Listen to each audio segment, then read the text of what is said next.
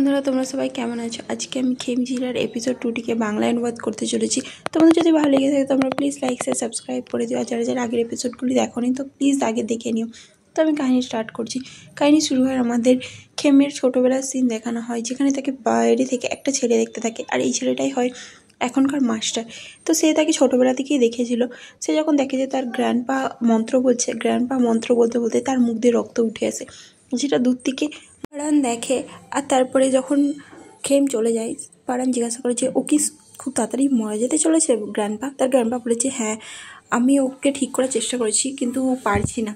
আর তাছাড়াও ওই ছেলেটার কাছে আর কিছুদিন বয়স আছে বেঁচে থাকার জন্য।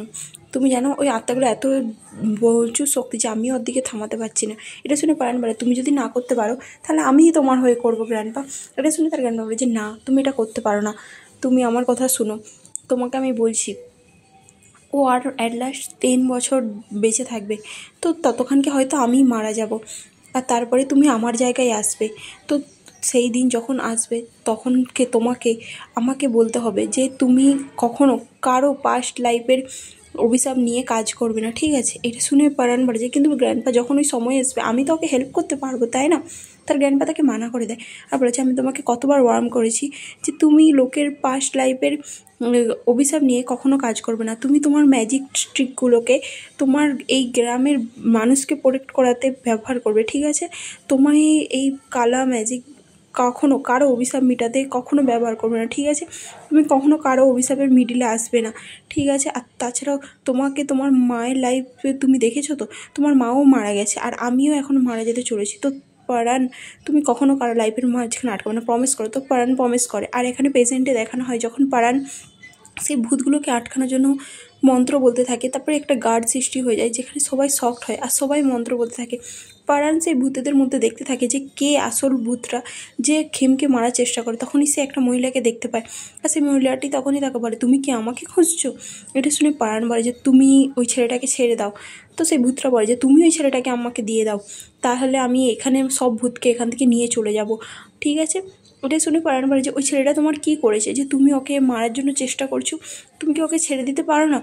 ওইটা শুনে সেই ভূতরা বলে যে তুমি তোমার নিজের জায়গা জানো তো, বেকার এখানে মিডিলের মধ্যে এসো না। আর তাছাড়া আমি যাকে ঘৃণা করি তার মাঝখানে তুমি এসো না। তোমাকে আমি বলছি তুমি এখান থেকে দূরে থাকো।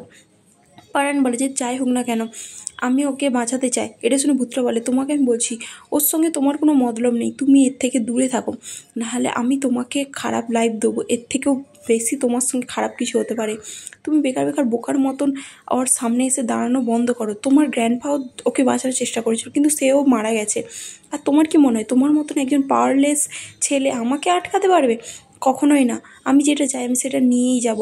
আমি ওকে ছাড়বো না, আমি ওকে এখান থেকে নিয়ে যাব। আমার ওর সঙ্গে বদলা নেওয়ার আছে, আমি ওকে কখনো ছাড়বো না, কখনো না। সে ভূতটা বলতে থাকে। আর এটা শুনে পারান বলে যে তুমি ওকে ছাড়বে না কেন? ভূতটা বলে আমি এতটা শোর করবো যাতে তুমি প্রচুর সাফার করো, যতক্ষণ আমি আছি, আমি যতক্ষণ ওকে পাচ্ছি না আমি তোমাকে ছেড়ে কথা বলবো না।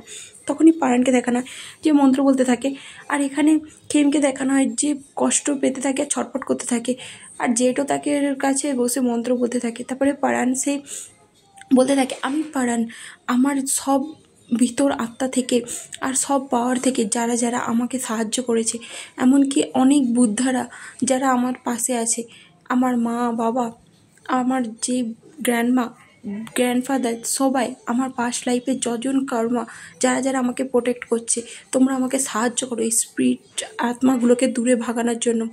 যারা যারা আমার কেয়ার করো, আমার এই লাইফ পাস্ট লাইফ সব গডস বুদ্ধা সবাই মিলে আমাকে সাহায্য করো, আমি যাতে এই ভূতগুলোকে আটকাতে পারি ভগবান। তো সে এরকম করে মন্ত্র বলতে থাকে আর দেখানো হয় যে সবাই মিলে ভগবানকে মনে করতে থাকে আর সেখানে মন্ত্র বলতে থাকে।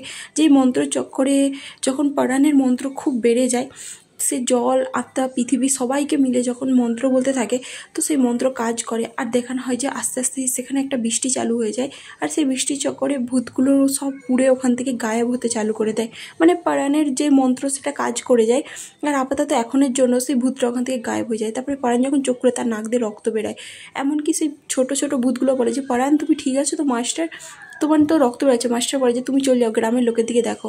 আর সেই ভূতরা বলে যে হ্যাঁ তুমি বোকা, তুমি ভেবেছো এর মধ্যে না গলালে তোমাকে আমি ছেড়ে দেবো? পরের দিন সকালে দেখানো হয় যেখানে খেম আসে আর মাস্টার বলে যে সরি আমার জন্য আপনাকে এত প্রবলেম ফেস করতে হয়েছে। মাস্টার বলে যে তোমার নাম খেম হয় তাই না, তুমি আমার কাছে এসো। তো খেম তার একটু কাছে যায়। তো এটা শুনে পরাণ বলে যে তোমার গোলায় যে জিনিসটা পড়ে আছো ওটা আমি দেখতে চাই, ওটা বের করো। তো খেম ওটা খুলতে চাই। মাস্টার বলে যে তোমাকে খুলতে হবে না, জাস্ট তুমি জামা থেকে একটু বের করো, ওটা আমি তাহলে দেখে নেবো। তো সে জামা থেকে বের করে।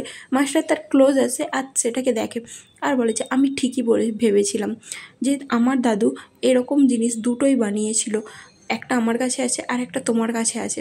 এটা শুনে খেম একটু শকড হয়ে পড়ে যে আপনার দাদু কে গ্র্যান্ড মাস্টার। তো এটা শুনে জেড বলে যে ওনার দাদু হয় গ্র্যান্ড মাস্টার, ইনিও আসলে একজন তান্ত্রিক ছিলেন। এটা শুনে খেম বলে যে ও আমার মনে আছে, আমি যখন ছোট ছিলাম আমি এখানে একবার এসেছিলাম আর উনি আমাকে বাঁচিয়েছিলেন, আমার এটা মনে আছে। উনি এখন কোথায় আছে? উনি আমাকে বাঁচিয়েছিলেন, আমি ওনার কাছে প্রণাম করতে চাই। কোথায় উনি? এটা শুনে পরাণ তাকে তার দাদুর মৃত্যুর ছবির কাছে নিয়ে আসে আর এটা দেখে খেম বলে যে উনি আমাকে বাঁচিয়েছিলেন আর উনি মারা গেলেন, তোমার মা বাবা কোথায়? তো পরাণ বলে যে আমার মা বাবা তো আমার দাদুর আগেও মারা গিয়েছে আর আমার দাদু যে আমার কাছে সব ছিল সেও মারা যায়। এটা শুনে খেম প্রচুরই সরি ফিল করে আর বলে যে তোমার সঙ্গে তো প্রচুরই টাফ লাইফ যাচ্ছে তাই না, আর সত্যি কথা বলতে থ্যাংক ইউ আমাকে এই নেকলেসটা দেওয়ার জন্য, আমি দাদুকে এটা বলতে চাইছিলাম। এটা শুনে পরাণ বলে যে তুমি এই নেকলেসটা আমাকে খুলে দাও, এটা ভেঙে গেছে তাই না, আমি তোমাকে এটা রিপ্লেস করে নতুন করে দেবো। তো সেটাকে দিয়ে দেয়। তারপরে সেখানে জেডকে দেখানো হয় যে ভিলেজে রং করতে থাকে আর সেখানে সে বলে যে আমি আর পারবো না রং করতে, আমার ব্যাস হয়ে গেছে, এটার থেকে বেশি আমি আর পারবো না। ভিলেজের লোকটা বলে তুমি সকাল থেকে বাস এইটুকুনি কাজ করেছো আর তোমার বন্ধুকে খেমকে দেখো কত সুন্দর ড্র করছে। খেমকে দেখানো হয় যে খুবই সুন্দর ড্র করে আর তার কাছে সবাই এসে বলে যে খেম তুমি এত সুন্দর পেন্টিং করতে পারো, আমরা তো জানতামই না, তোমার হাতের কাজ তো খুবই ভালো। খেম বলে এরকম কিছুই না, আমি তো জাস্ট হাফ কাজ করেছি। সে মেয়েটা এসে বলে যে না তুমি বেশি কাজ করেছো, তুমি এত ভালো কাজ করো আমি তো জানতাম না, তুমি যদি আমাকে হেল্প করতে তাহলে আজকে আমি ফিনিশই করতে পারতাম না, তোমার এই আর্টিস্টিক হ্যান্ডটা লেজেন্ডারি হ্যান্ড কোথায় ছিল। এটা শুনে সেখানে আরেকটা মেয়ে আসে আর বলে যে প্রায় তুই ওভার থিঙ্কিং করছিস, এরকম কিছুই না, ওর হাত ধরে লাভ নেই, হাত ছেড়ে দে, আমি দেখতে পাচ্ছি। এটা শুনে সে হাত ছেড়ে দেয়। খেম বলতে থাকে এরকম কিছু না, এই আর্টওয়ার্কটা তোমার আর্টওয়ার্ক প্রচুরই ভালো, তোমার আর্টওয়ার্কের মধ্যে কালার ব্যালেন্স আছে, এমনকি তুমি কত ডিটেলস দিয়েছো জামা কাপড়ের উপরে, তোমার আর্টওয়ার্কটা বেশি সুন্দর ছিল। এটা শুনে সে মেয়েটা বলে যে আমি ভাবিনি কেউ আমার আর্টওয়ার্ক এত ডিপলি মেনশন করবে, তুমি সত্যিই খুবই ভালো, প্রফেসরের বাদ দিয়ে তুমিই বুঝতে পারলে আমার এইগুলো, তুমি আমাকে কত গ্রেড দিবে বলো, ABC-র মধ্যে কোনটা? তো সে মেয়েটা বলে আমার মনে হয় তোমাকে এই দেওয়া উচিত। তখনই দেখানো হয় যে সেখানে চাম্প আসে, চাম্পকে দেখে বলে যে হেই চাম্প চলে এসো, দেখো খেম কত সুন্দর পেন্ট করেছে। চাম্প আসে আর বলে যে বাও তুমি তো প্রচুরই ডিটেলস দিয়েছো পেন্টিংয়ের মধ্যে, তোমার পেন্টিংটা তো খুবই ভালো, স্পেশালি এই মহিলাটাকে তুমি খুব সুন্দরভাবে এঁকেছো আর ওনাকে দেখেই মনে হচ্ছে উনি যেন খুব কাইন্ড মহিলা। এটা শুনে খেম বলে যে আসলে আমি আমার মাকে ওই জায়গাটায় রেফারেন্স করেছি, আমি আমার মায়ের ছবি এঁকেছি। এটা শুনে চেম বলে যে বাও তোমার মা যদি এইটা দেখে উনি প্রচুরই প্রাউড ফিল করবে যে তুমি ওনাকে কত ডিটেলসে এঁকেছো, তোমার মা খুবই পছন্দ হবে। এটা শুনে খেম স্যাড হয়ে যায়। তো চেম সরি বলে আমি জানতাম না যে তোমার মা বেঁচে নেই বলে, আমাকে ক্ষমা করে দাও। এটা শুনে সে মেয়েটা বলে যে চুপ করো চাম্প, তুমি প্রচুরই ওয়ারিড লাগছো, এরকম কোনো ব্যাপার নয়। তো খেম বলে যে আমার মা অনেক বছর আগে মারা গিয়েছিল, তো তোমাকে চিন্তা করতে হবে না। এটা শুনে চেম তাকে বলে যে আমি হচ্ছি ফিজিক্সের 3rd ইয়ারের স্টুডেন্ট, আসলে এটা আমার ফার্স্ট ভলেন্টিয়ার ক্যাম্প, তোমার সঙ্গে দেখা করে আমার খুবই ভালো লাগছে। খেম বলে যে তুমি এত ফর্মালভাবে কথা বলছো কেন? তো চাম্প বলে যে আসলে আমি তোমার থেকে জুনিয়র হই সেই জন্য। তারপরে তারা দুজনে একে অপরের সঙ্গে হ্যান্ডশেক করে আর তখনই পিছন ধার থেকে কিছু ছেলে আসে আর বলে যে সেই মেয়েটার বয়ফ্রেন্ড হয় আর বলে যে তুমি খুবই ভালো কাজ করেছো। তো সেই মেয়েটা বলে যে আমি একা করিনি, দেখো আমাকে খেমও সাহায্য করেছে। এটা শুনে তারা ইউটিগলি করতে থাকে যে খেম ও এই ছেলেটা সেই না যার নাম হচ্ছে মেয়ের নামে ছিল, তুমি সে মেয়ের নামের ছেলে। তো এটা শুনে খেম কিছু বলে না, চুপ করে থাকে।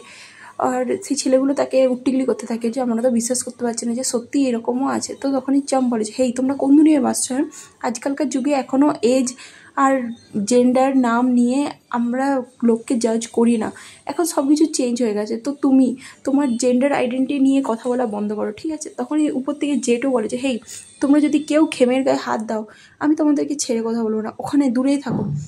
জেটকে চেল্লাতে দেখে সেই ছেলেগুলো বলে যে ও হো খেম সিরিয়াসলি, তোমাকে তো প্রোটেক্ট করার জন্য কত লোক চলে এসছে, চলো আমরা আমাদের কাজ করি। বলে সেই মেয়েটাও বলে যে হ্যাঁ তুমি যাও কাজ করো, আমি এদেরকে হেল্প করছি। তারপরে তারা ওখান থেকে চলে যায়। জেট আসে আর বলে যে তোমাকে ওরা হার্ট করেনি তো? খেম বলে যে না ওরা আমাকে হার্ট করেনি, আর তুই এরকম অ্যাক্টিং করা বন্ধ কর, তোকে কে এত ভাবতে বলেছে? তো এটা শুনে জেড বলে যে ওরা প্রচুর বাজে ছেলে, তুমি ওদের সঙ্গে কেন কথা বলছো। এটা শুনে খেম বলে যে আচ্ছা ঠিক আছে, আমি ঠিক আছি, আর তাছাড়াও ওরা যে ফ্রেন্ডলি হতে এসেছিলো সেই জন্য আমি কথা বলছিলাম, নতুন নতুন ফ্রেন্ড বানানো ঠিক আছে তাই না, আর দেখ চাম্পু আমাদের নতুন ফ্রেন্ড হয়েছে। তখন জেড বলে যে এই ছেলেটা কে। তো এটা শুনে চাপ বলে যে হেই, তুমি ওকে জিজ্ঞাসা করছো কেন, তুমি আমাকে জিজ্ঞাসা করো না, আমি তো এখানেই দাঁড়িয়ে আছি, আর তাছাড়াও তুমি এমন একজন যাকে আমি জানতেও চাই না, তো সেই জন্য আমি নিজেকে ইন্ট্রোডিউস করাতে চাই না। জেড রেগে যায় আর বলে যে তুমি কি আমার নার্ভাস নিয়ে খেলছো নাকি, আমাকে রাগাচ্ছ কেন। খেম বলে যে প্লিজ তোমরা দুজন ঝগড়া করা বন্ধ করো, ঠিক আছে। আর তাছাড়াও এটা চাম্প হয় আর চাম্প এটা জেড হয়, একে অপরকে চিনে নাও। যখন আমরা একসঙ্গে কাজ করতে চলেছি তো আমার মনে হয় আমাদের ফ্রেন্ড হয়ে যাওয়া বেটার, তাই না। বলে সে তাদের দুজনের হাতকে নিয়ে হ্যান্ডশেক করা, আর তারা দুজন একেবারে হাতই ছাড়তে চায় না। খেম বলে এরা দুজন সত্যিই আলাদা রকম। তারপরে সিনে দেখানো হয় একটা মানুষকে ওয়াম বলে, তার কাছে সেই ছেলেগুলো আসে আর ড্রিঙ্ক করতে থাকে। সেই ওয়াম লোকটা বলে যে তোমরা ব্যাংককে এই ড্রিঙ্কটা কোথাও পাবে না। তো সেই ছেলেগুলো বলে যে হ্যাঁ তুমি ঠিকই বলেছো, এটার গন্ধটাও খুবই সুন্দর। তো ওয়াম বলে যে তোমরা এখন ছোট আছো, ইয়ং আছো, তো তোমরা ড্রিঙ্ক করলে তোমরা হজমও করতে পারবে। সে তার ওয়াইফকে ডাকে রেকে আর বলে যে তুমি স্ন্যাক্স নিয়ে এসো। তারপরে সে সেখানে বসে আর সেই ছেলেগুলো বলে যে আমরা এখন অনেক রাত পর্যন্ত ড্রিঙ্ক করব, আমার মনে হয় আপনার শুয়ে পড়া উচিত, আপনি যদি না মাইন্ড করেন তো আপনি চলে যান, শুয়ে পড়ুন। এটা শুনে ওয়াম বলে যে না, ও যাবে না, ও এখানেই থাকবে, আর তাছাড়াও ও অনেক রাত পর্যন্ত জেগে থাকে। এটা শুনে বলে যে হ্যাঁ আমি অনেক রাত পর্যন্ত জেগে থাকি, তোমরা চিন্তা করো না। তো সেই ছেলেগুলো বলে যে ঠিক আছে, আর তখনই বলে যে তোমরা বেশি ড্রিঙ্ক করো না, ঠিক আছে, কালকে সকালে তোমাদেরকে তাড়াতাড়ি উঠতে হবে, তো সেই জন্য বেশি ড্রিঙ্ক করা উচিত নয়। এটা শুনে তো ওয়ার্ম রেগে যায়, তাকে চোখ দেখাতে থাকে।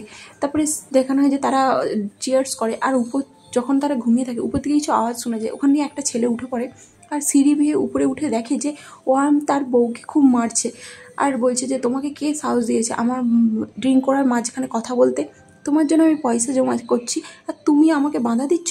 সেই মহিলাটি তার কাছে ক্ষমা চাইছিল আর বলে যে আমাকে মেরো না, কিন্তু ওয়ার্ম শুনে না, তাকে মারতে থাকে, বলে যে আমি তোমাকে মেরেই ফেলবো।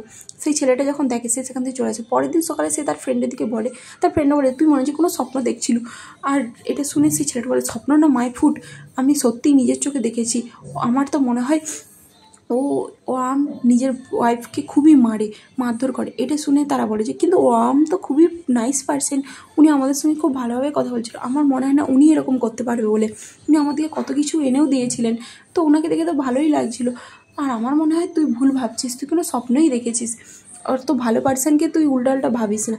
এটা শুনে সেই ছেলেটা বলে যে কিন্তু আমি সত্যিই দেখেছিলাম। তার ফ্রেন্ডরা তাকে বলে যে আমার মনে হয় তুই ড্রিঙ্কের ভরে উল্টাপাল্টা কিছু দেখেছিস, আর ওনার মতন পার্সন ওনার ওয়াইফকে মারবে বলে আমার মনে হয় না, ওনাকে দেখে তো পুরোপুরি নর্মালি মনে হচ্ছিল। কিন্তু সে ফ্রেন্ডটা বলে যে কিন্তু আমি তো কোনো বানিয়ে কথা বলছি না। তারা বলে যে তুই হয়তো ভুল ভেবেছিস, আর আমি বিশ্বাস করবো না যে আমার মতন পার্সন তার ওয়াইফকে মারবে বলে, আর সেই জন্য তো এইসব নিয়ে কথা বলে লাভ নেই। তখনই খেম পিছনে যে বসেছিল সে বলে যে যদি তুমি শর্ট থাকো যে উনি ওনার ওয়াইফকে মারছে, তাহলে তোমার এখানে লোকাল মানুষকে বলে দেওয়া উচিত। এটা শুনে সেই ছেলেগুলো রেগে যায় আর বলে যে তোর কেন এর মধ্যে নাক গলাতে হবে। তো খেম বলে যে যদি তুমি কিছু ভুল দেখো সেটাকে ইগনোর করা উচিত নয়, আর ডোমেস্টিক ভায়োলেন্স তো একদমই ইগনোর করা উচিত নয়। এটা শুনে তো তারা রেগে যায় আর তাকে মারতেই যায়। জেড রেগে বলে যে হেই তোরা এর থেকে দূরে থাক। তারপরে জেড খেমকে বলে যে তুমি এর মধ্যে কেন ইনভলভ হচ্ছ, খেম তুমি এর থেকে দূরে থাকো, তোমার কাছে কোনো রিজন নেই যে তুমি এদের মধ্যে নাক গলাবে। এটা শুনে খেম বলে যে আমি জানি, কিন্তু আমি কি করব, আমি শুনে আর চুপ থাকতে পারছি না, আর আমার মাস্টারের সঙ্গেও তো কথা হচ্ছে না, আমি কী করব। জেড বলে যে এটা তো কোনো কঠিন নয়, চলো আমি তোমাকে নিয়ে যাচ্ছি। তারপরে দেখানো হয় যে খেম মাস্টারের জন্য খাবার বানায় আর বলে যে মাস্টার আমি তোমাকে থ্যাঙ্কস বলতে চাই যে তুমি আমাকে এত হেল্প করছো, তুমি আমার নেকলেসটাও বদলে দিয়েছো, সেই জন্য তো আমি আপনার জন্য খাবার বানিয়েছি, প্লিজ আপনি ট্রাই করুন, যদি না আপনার ভালো লাগে তাহলে আমি আপনার জন্য আরও অন্য কিছু বানিয়ে দিতে পারি, তো আপনি খেয়ে দেখুন কেমন লাগছে। তো এটা শুনে মাস্টার তখনই একটুখানি খাবার খায়, যেটা দেখে খেম বলে যে কেমন হলো মাস্টার, খুব সুন্দর। তো মাস্টার বলে যে ঠিকঠাক আছে, অতটাও কোনো খাস নেই। এটা শুনে খেম চুপ হয়ে যায় আর বলে যে ও আচ্ছা। তো এটা শুনে মাস্টার বলে যে তুমি আমার দিকে এরকমভাবে তাকিয়ে থাকা বন্ধ করো, তুমি যদি এরকম করে তাকিয়ে থাকো তাহলে আমি খাবো কী করে, আমার খাবার ইচ্ছাটাও চলে যাবে, আর তুমি তোমার জামাটা যেয়ে চেঞ্জ করে নাও, ঠিক আছে, তোমার গোটা জামার মধ্যে দাগ হয়ে গেছে। তো খেম ওখান থেকে চলে যায়। খেম যাওয়ার পরে মাস্টার তো গপ করে সেই খাবারগুলো খেয়ে নিতে চালু করে। তখনই খেম পিছনের দিকে আসছে আর দেখে যে উনি তো বলেছিল যে ঠিকঠাক আছে, আর এখন তো সবই খেয়ে নিচ্ছে। তারপরে মাস্টার টেবিল ক্লিয়ার করতে যায়, তো খেম আসে আর বলে যে আপনাকে করতে হবে না, আমি করে দেবো। তারপর মাস্টার যেতে চাই, খেম বলে যে মাস্টার আপনার সঙ্গে আমার কিছু কথা আছে। তো মাস্টার বলে যে হ্যাঁ বলো, তোমার কাছে কি এত ফ্রি টাইম আছে যে তুমি ক্যাম্পে না যেয়ে এখানে আমার সঙ্গে সময় কাটাচ্ছ? তো এটা শুনে খেম বলে যে আসলে মাস্টার, আপনার দাদু আমাকে ছোটোবেলায় একবার বাঁচিয়েছিলেন, আর আমার মনে হয় উনি জানতেন যে কিভাবে আমার এই অভিশাপ থেকে মুক্ত করা যেতে পারে। তো আপনি কি এটা করতে পারবেন? এটা শুনে মাস্টার বলে যে না, উনি একজন ছিলেন যিনি আমাকে ওয়ার্ন করে গেছে যে আমি যাতে দূরে থাকি লোকের কর্মা থেকে। এটা শুনে খেম বলে যে প্লিজ মাস্টার, আপনি কি আমাকে হেল্প করতে পারবেন না? আমি আপনাকে বুঝতে পারছি, কিন্তু প্লিজ আপনি আমাকে হেল্প করুন না। এটা শুনে মাস্টার বলে যে তুমি প্লিজ আমার কাছে রিকোয়েস্ট করা বন্ধ করো, আমি কোনো রকমই তোমাকে হেল্প করতে পারবো না। নাকি তুমি এটা চাও যে আমি আমার দাদুকে রাখা প্রমিস ভেঙে দিই তোমার জন্য? এটা শুনে খেম চুপ করে যায় আর বলে যে আমি জানি আমি সাউন্ড হয়তো সেলফিসের মতন লাগছে, কিন্তু আমার মনে হয় যে আপনি এই ভিলেজের কোনো মানুষকে সাফার করতে দেখে চুপ থাকতে পারবেন না। তখন মাস্টার তার দিকে তাকিয়ে থাকে, সে পাস্ট লাইফের কথা একটা মনে করে, যেখানে সে যখন রাস্তায় হাঁটছিল একটা মেয়েকে দেখে যে উপরে একটা বিড়ালকে বাঁচাতে গাছের উপরে উঠে পড়ে, আর সে তাকে হেল্পের জন্য ডাকছিল। যেটা দেখে সেই ছেলেটা বলে যে তুমি এখানে কি করছো? সেই মহিলাটা বলে প্লিজ আমাকে বাঁচাও, আমি উপরে উঠে পড়ছি আর নামতে পারছি না। এটা দেখে পারান তাকে নামায় আর মহিলাটি তাকে থ্যাঙ্কস বলে। পারান বলে যে তুমি বিড়ালটাকে বাঁচানোর জন্য কি উপরে উঠেছিলে? তো সেই মহিলাটি বলে যে হ্যাঁ, আসলে আমি দেখলাম যে ওই ক্যাটটা উপরে উঠে বসে আছে, কিন্তু কোথা থেকে এসেছে আমি জানি না, কিন্তু ওকে যখন দেখলাম কষ্ট পেতে তখন আমার না মনে খুবই খারাপ লাগলো, তো সেই জন্য আমি ওকে বাঁচানোর জন্য ওখানে উঠে পড়েছিলাম আর ওকে হেল্প করছিলাম। যেটা শুনে পারানের খুবই ভালো লাগে মেয়েটাকে, আর বলে যে তুমি লোককে বাঁচানোর জন্য নিজেকে ওখানে আটকে নিয়েছিলে, সিরিয়াসলি? তো সেই মেয়েটা বলে যে হ্যাঁ, ওকে কষ্ট পেতে দেখে আমার মন খুবই খারাপ হচ্ছিল, সেই জন্য আমি ওকে বাঁচাতে চালু করে দিলাম। আর সত্যি কথা বলতে তুমিও তো আমাকে হেল্প করেছো, তাই না? তুমিও তো আমাকে চিনতে না, তো সেমভাবে তো আমরা একই রকম হলাম। আর তুমি যখন আমাকে উপরে দেখছিলে তোমার চোখ তো পুরো সফট লাগছিল, তো কেন? এটা শুনে পারান বলে কিছু না, আমি জাস্ট একটু সফট হয়ে গেছিলাম। তারপরে সে তাকে বলে যে তোমার নাম কি? তো পারান বলে আমার নাম পাওয়াত। তো এটা শুনে মেয়েটা বলে যে তোমার খুবই সুন্দর নাম। তখন মেয়েটা বলে যে আমার নাম হচ্ছে খেমিকা, মানে সেই খেমের পাস্ট লাইফের পুনর্জন্ম হয়। তারপরে দেখানো হয় যে মাস্টার সেখান থেকে যেতে চায় আর ওয়াম এসে আর বলে যে আমি সব কিছু ঠিক করে দিয়েছি, জানলা কোপাট, ঠিক আছে আমি এবার এখান থেকে যাচ্ছি। তো মাস্টার তাকে ওকে বলে। ওয়াম যখন যাচ্ছিল খেম নোটিস করে যে তার পিছনে কিছু বুড়ি আত্মা ঘুরছে, যেটা থেকে খেম বলে যে আপনি কি দেখছেন ওনাকে বুড়ি আত্মা ধরতে চলেছে? এটা শুনে মাস্টার বলে যে ও তার মানে তুমি দেখে নিয়েছো, তাই তো? তো এটা শুনে খেম বলে যে হ্যাঁ, কিন্তু আপনি ওনার হেল্প করছেন না কেন? তুমি ওই এনার্জিটাকে দেখেছো, তাই তো? আর তাছাড়াও আমার গেস বলছে ও যখন জঙ্গলে গিয়েছিল তখনই মনে হয় ওকে কোনো বুড়ি আত্মারা পিছু করছে। আর তাছাড়াও কোনো কোনো স্পিরিট হয় যাদের পিছনে আমাদের না লাগাই উচিত। কখনো কখনো ন্যাচারাল স্পিরিটও মানুষের পাশে পাশে ঘুরতে থাকে, তো এটা ন্যাচারাল, এটাতে কোনো আজব কিছু নেই। এটা শুনে সে আর কিছু বলে না। আর এখানে ও আমাকে দেখানো হয় যে তার ঘরে আসে তার ওয়াইফ তার জন্য খাবার আনে, তো সে বলে যে তুমি আজ রাতেও কি ড্রিঙ্ক করবে? করো না। তার ও আম রেগে যায়, তখনই সেখানে খেম, জেড আর চাম্প আসে, যেটা দেখে ও আম বলে যে ও তোমরা কি আমার কাছে আজকে ড্রিঙ্ক করতে এসেছো? তো খেম বলে যে না না, আমরা ড্রিঙ্ক করি না, আসলে আমরা শুনলাম নাকি আপনার ওয়াইফ খুব ভালো রান্না করে, তো সেই জন্য আমরা এসেছি রের হাতের খাবার খেতে। আপনি যদি ট্রাভেল না মনে করেন তো আমাদেরকে কি একটু খাবার দিতে পারেন? এটা শুনে ও আম বলে যে হ্যাঁ হ্যাঁ, কোনো ব্যাপার না, তোমরা আসতে পারো, চলো ভিতরে আসো। তো রেকে বলে যে রে, তুমি বেশি করে খাবার বানিয়েছো তো, দেখো এরা এসেছে তোমার হাতে খাবার খেতে, চলে এসো তোমরা আমাকে জয়েন করো। যেটা থেকে তারা যেতে যায় তখনই জেড বলে যে কিন্তু তুমি কেন এখানে এসেছো? চামকে বলে, চাম বলে যে খেম আমাকে জিজ্ঞাসা করেছি এখানে আসতে, সেই জন্য আমি এখানে এসেছি। জেড বলে যে আচ্ছা, তোমাকে তো এখানে কোনোভাবে দরকারও ছিল না। তারা দুজন তর্ক করতে থাকে, তারপরে ভিতরে আসে আর রে কী করে খেম আর তাদের সবাইকে খাবার দিতে থাকে আর বলে যে তোমরা এটা আজকে রাতে ফ্রিজারে রেখে দিবে, কালকে খেতে পারবে। তো এটা শুনে জেড তাকে বলে যে সরি তোমাকে এতটা ট্রাভেল দেওয়ার জন্য।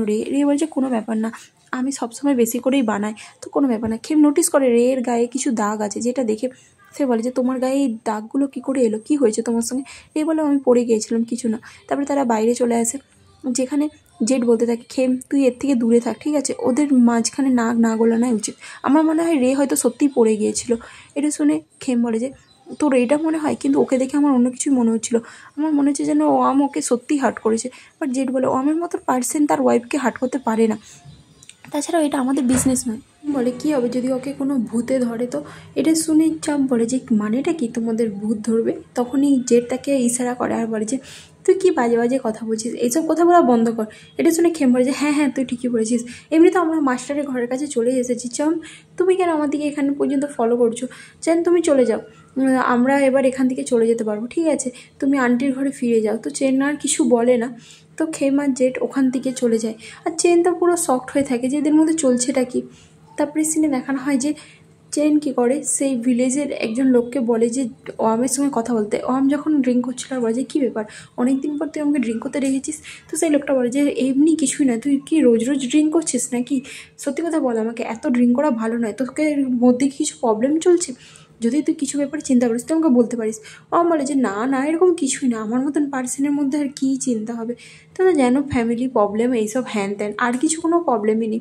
এটা শুনে সেই পার্সনটা বলে যে তোর সঙ্গে কি তোর বউয়ের কিছু ঝগড়া চলছে নাকি কিছু ঝামেলা চলছে, আচ্ছা তুই কি তোর বউকে মারিস নাকি রাগের চক্করে। দেখ আমরা এমন সবার লাইফে প্রবলেম থাকে, কিন্তু তার মানে এই নয় যে আমরা আমাদের ওয়াইফের সঙ্গে ফাইট করবো বা তার গায়ে হাত তুলবো। তো এটা শুনে আমি বলে যে না আমি এরকম কিছুই করি না, তোর কি মনে হয় যে আমার মতন পার্সন কারো গায়ে হাত তুলতে পারবে। তো এটা শুনে সেই লোকটা বলে যে আমি তোকে বলছি না যে তুই হাত তুলিস, আমি জাস্ট বলছি যে এরকম করা উচিত নয়। এটা শুনে ও বলে যে না রে আমি হাত তুলিনি, আমি বলছি আর তাছাড়া তোকে কে বলেছে এইসব কথাগুলো, তোকে কি আমার ওয়াইফ বলেছে। তখনই সে দূরে কার আওয়াজ পাই, তো দেখে চান সেখানেই থাকে, চাম বেরিয়ে আসে আর বলে যে আন্টি আমাকে বলেছে যে মিস্টার চাইকে ডাকতে, ওনার ওয়াইফ ডাকছে। তো ওই পার্সনটা মিস্টার চাই বলে যে আচ্ছা ঠিক আছে আমি বুঝে গেছি আমার বউ কী বলেছে। কিন্তু ওয়াম বুঝে যায় যে এখানে কিছু গণ্ডগোল আছে, সে বলে যে চয় তুমি আমাকে ড্রিঙ্ক করতে রেখেছো, তারপরে তুমি আমার বইয়ের কথাও জিজ্ঞাসা করছো, তার মানে আমার বই তোমাদেরকে বলেছে তাই তো। এটা শুনে চম বলে যে না আপনি কী বলছেন, আমরা তো এইসব ব্যাপারে কিছু জানি না।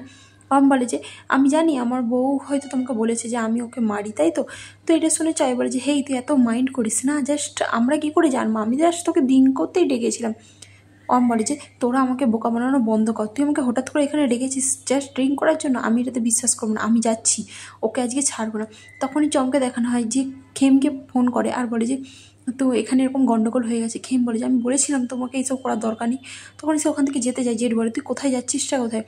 তো সে বলে যে চেম আমাকে ফোন করে বললো যে এরকম প্রবলেম হয়ে গেছে। এটা শুনে জেড বলে যে ও তোর নাম্বার কখন পেলো। খেম বলে তুই এইটা নোট করলিস, আমি তোকে বলছি না চাই ও কথা বলেছিল ওয়ামের সঙ্গে আর এখানে গন্ডগোল হয়ে গেছে, তো আমাকে এবার যেতে হবে, আমার মনে হচ্ছে যে উনি ঘর যেয়ে ওনার ওয়াইফকে খুবই মারবে। এটা শুনে জেড বলে যে তোকে আমি বলেছিলাম না এইসব থেকে দূরে থাকতে, তুই কেন ওদের মধ্যে নাক গলাচ্ছিস।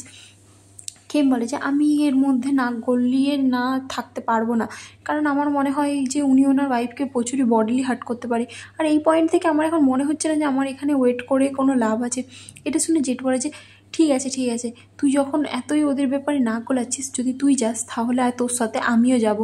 তো এটা শুনে খেম বলে যে তাহলে চল। তারা দুজন চলে যায় আর সেখানেই পরাণ আসে আর দূর থেকে তাদেরকে দেখে যে তারা দুজন ওখান থেকে যাচ্ছে। তারপরে রেকে দেখানো হয় যখনই ওম আসে আর বলে যে তুমি আবার ড্রিঙ্ক করেছো। ওম বলে যে আমি তোমাকে বলেছিলাম না আমাকে একা ছেড়ে দিতে, তুমি আমাকে একা ছাড়ছো না কেন। রে বলে যে আমি তোমাকে একা ছাড়বো না, প্লিজ তুমি এরকম ড্রিঙ্ক করা বন্ধ করো। তখনই ওম বলে যে আমি তোমাকে ছাড়বো না, তুমি অতিরিক্ত কথা বলছো, তুমি সবাইকে বলেছো যে আমি তোমাকে নাকি মারি, তোমার সাহস কী করে হলো সবাইকে বলার, আমি তোমাকে ছাড়বো না। সে তাকে তখনই বোতল ভেঙে মারতে যায়, পিছনটার থেকে চয় আসে আর তাকে আটকায়। চাম্প যায় রেকে ধরে নেয় আর বলে যে তুমি ঠিক আছো তো, তুমি এবার ঠিক হয়ে যাবে। তখনই চয় যখন অনকে ধরে আর বলে যে তুমি করছো না কি, শান্ত হও। চাই নোটিস করে যে সে পাগলের মতন বিহেভ করছে, তখন চয় বলে যে ও একে ভূত ধরেছে আর একে এবার ঠিক করতে হবে। চম বলে যে তুমি করছো নাকি, এইসব কী চলছে নাকি। এটা শুনে চয় বলে যে তুমি এখান থেকে দূরে থাকো, আর ওকে ভূতে ধরেছে আমাকে ওকে ছাড়াতে হবে। তখনই রে বলে যে ছেড়ে দাও আমার হাজব্যান্ডকে, আমার হাজব্যান্ডকে ভূত ধরেনি, যাকে ভূত ধরেছে সে হচ্ছে আমি। বলে দেখানো হয় যে রে আসল ভূত হয় আর তাকেই ভূত ধরেছিল। সে তখন তার আসল রূপে চলে আসে আর সে সবাইকে মারতে চালু করে, চামকে মেরে ওখানেই বেহোশ করে দেয় আর চাইকে বলে যে আমি তোমাদের সবাইকে মেরে ফেলবো, তুমি এর থেকে দূরে থাকো। রের এইটাই ইচ্ছে ছিল, ও সবাইকে মারতে চায়, সবাইকে আমি মেরে ফেলবো। তখনই চাই তাকে আটকানোর চেষ্টা করে, চাইকেও মেরে দেয় আর অহমকে ওখানে বেহোশ করতে যায়। অহম বলে যে তুমি এরকম করো না, তোমাকে ঠিক হতে হবে। রে বলে যে এর জন্য অনেক দেরি হয়ে গেছে। আর রে চাই তোমাকে মারতে। আর এখানে আমাদের জেট আর খেমকে দেখানো যারা একই রাস্তায় বারবার গোল গোল ঘুরতে থাকে, যেন তাদেরকে একই জায়গায় কেউ বারবার ঘুরাচ্ছিল। তো জেট বলে যে তুমি কিছু বুঝতে পারছো, একই চারিদিকে দেখো, যেন মনে হচ্ছে আমি এই জায়গাটা দিকে 3-4 বার গোল গোল ঘুরছি, আমাদেরকে কেউ গোল গোল ঘুরাচ্ছে। কি চলছেটা কি। খেম তখন নোটিস করে যে চারিদিকে অন্ধকার জঙ্গল, পিছন ধার থেকে খেমকে কেউ ফেলিয়ে দেয় আর জেটকেও ফেলিয়ে দেয়। তারপরে জেটের উপরে কিছু ভূতেরা অ্যাটাক করে আর খেমকেও অনেক ভূতেরা গলায় চিপে ধরে।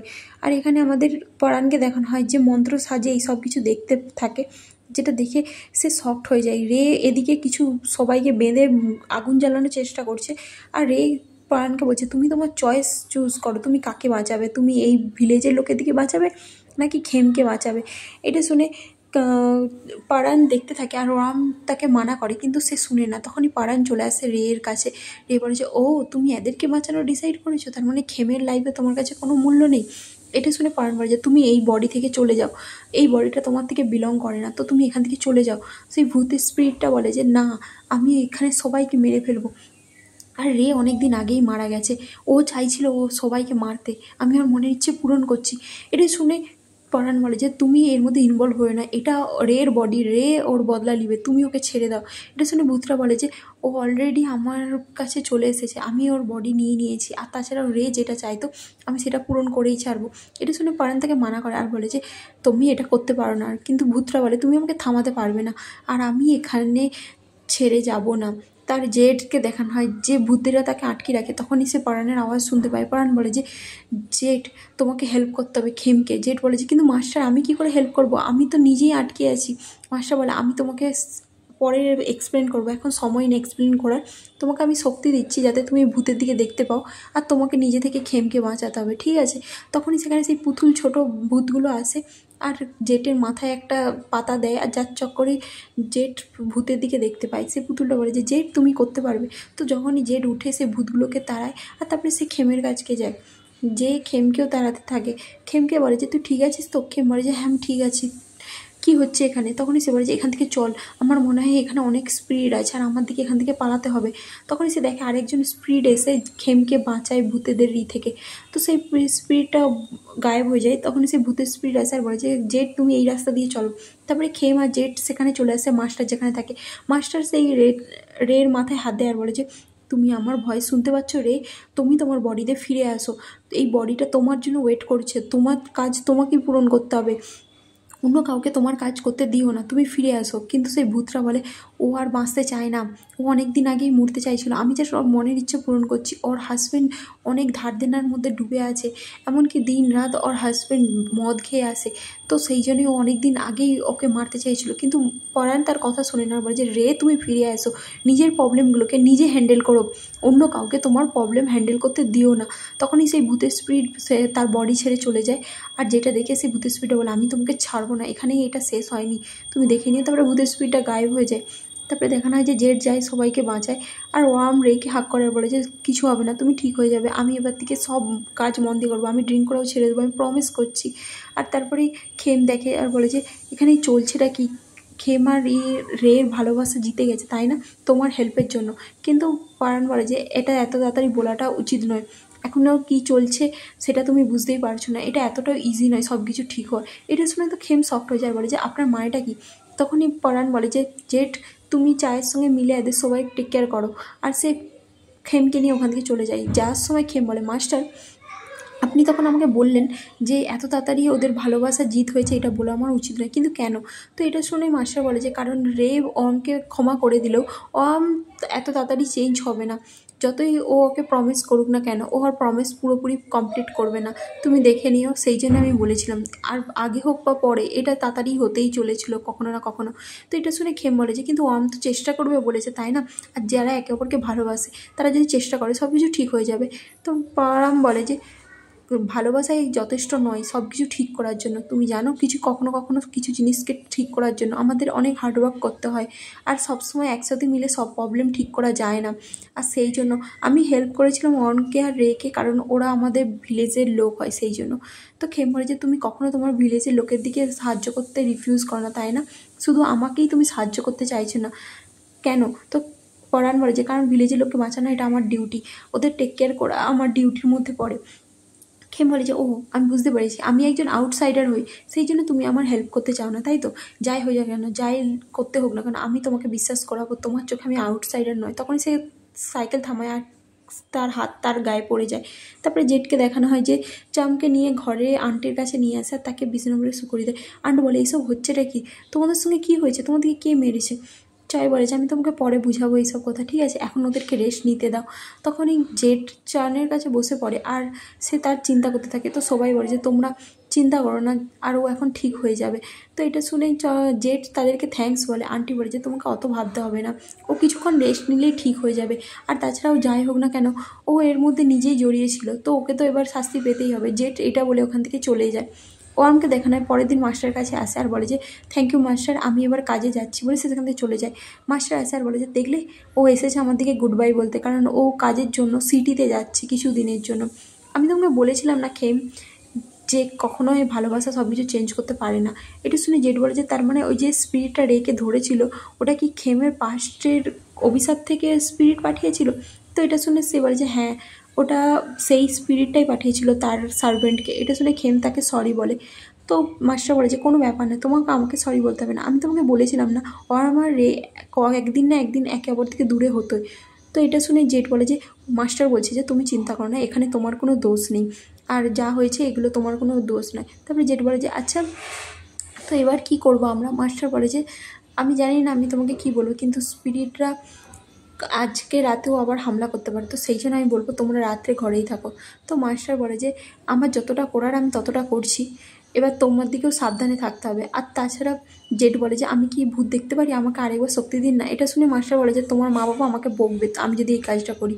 জেঠ বলেছে কিন্তু মাস্টার আপনাকে খেমকে তো বাঁচাতেই হবে, ওই ভূতগুলোকে ধরতেই হবে যারা খেমকেই করছে। আচ্ছা আমি যখন কালকে খেমকে বাঁচাচ্ছিলাম তখন একটা ভূত এসে আমাদের সাহায্য করেছিল, উনি আলাদা রকমের ড্রেস আপ করেছিল, খাকি পরেছিল, তুমি কি কখনো দেখেছো খেম তাকে? তো খেম বলে যে হ্যাঁ আমি ওনাকেই দেখি, উনিই আসে। তারপরে সিন চেঞ্জ হয়, রাত্রের সিন দেখানো হয় যে এখন খেম শুয়ে থাকে, সেই ভূতটা আবার আসে আর খেমকে টাচ করতে যায়, কিন্তু কিছু শক্তির জন্য সে টাচ করতে পারে না, তো সে সেখান থেকে গায়েব হয়ে যায় আর খেমের ঘুম ভেঙে যায়। তারপরে সিনে দেখানো হয় যে সেই ভূতটা আসে পরমের কাছে, আর পরমের কাছে এসে সব দরজা ফরজা লক করে দেয়। পরম আসে, একে অপরের সামনাসামনি হয়, আর যেখানে ভূতরা বলে তুমি আমাদের মাঝখানে আসছোই কেন, অনেক দিন পর দেখা হলো। আর এখানে এই এপিসোডটা শেষ হয়ে যায়। আজকের জন্য এইটুকুনি গাইস, টাটা বাই বাই, ভালো থেকো।